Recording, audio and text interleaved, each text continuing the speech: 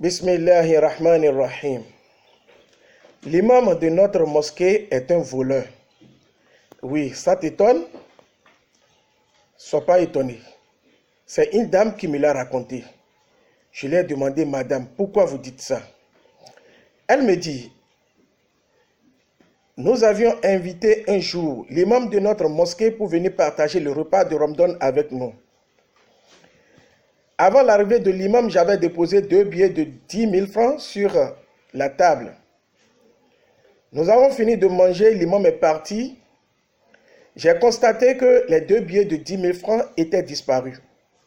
Il n'y avait que mon mari et ma petite fille de 2 ans avec nous à la maison.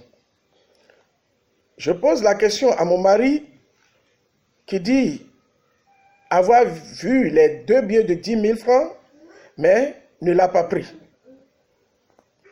Voilà qu'il aurait pris à part lui, donc c'est l'imam.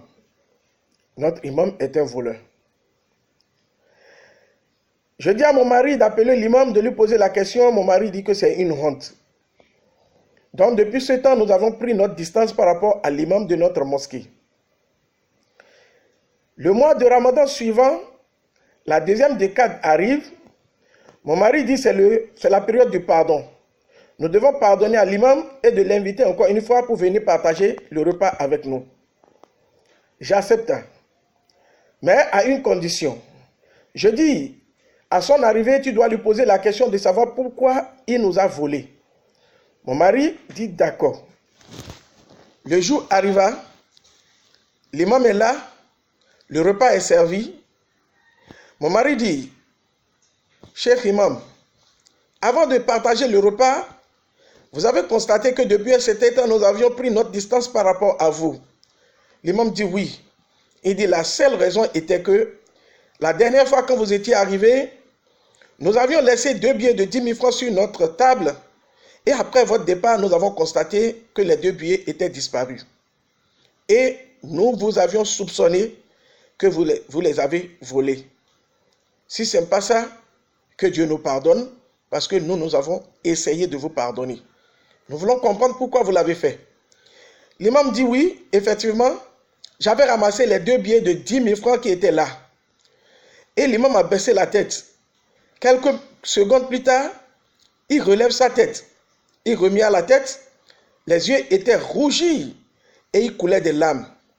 Mais on dit, mais qu'est-ce qui se passe? L'imam dit, je n'ai pas volé votre argent, mais je pleure juste parce que vous avez le Coran dans votre maison, posé sur le buffet, votre bibliothèque. Depuis 365 jours, vous n'avez pas eu le temps de l'ouvrir, de lire un peu, même la première page. C'est ça ma tristesse. C'est pourquoi je coule des larmes. Parce que le jour où j'étais là, j'avais vu les 2 billets de 10 000 francs que le brasseur avait soulevé. Je me suis dit que ça pouvait s'atterrir sous les fauteuils et vous allez avoir du tort pour les retrouver.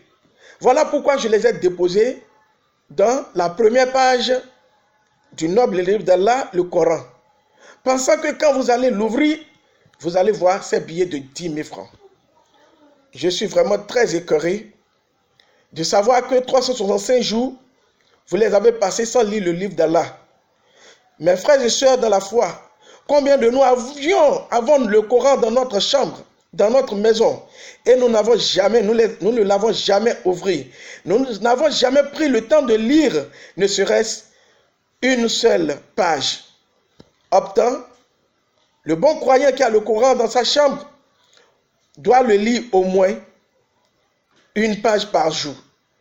Pendant ce mois de Ramadan, doit lire au moins 10 pages par jour afin de pouvoir lire le Coran tout entier pendant le mois de Ramadan.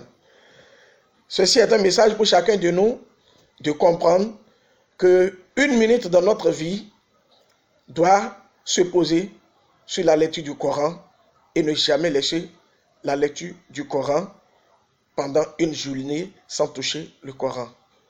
Partagez ce message et Inch'Allah, ça apportera de l'aide à tous ceux qui ont appris le Coran et l'ont abandonné. Wassalamu alaikum wa rahmatullahi wa wa barakatuh.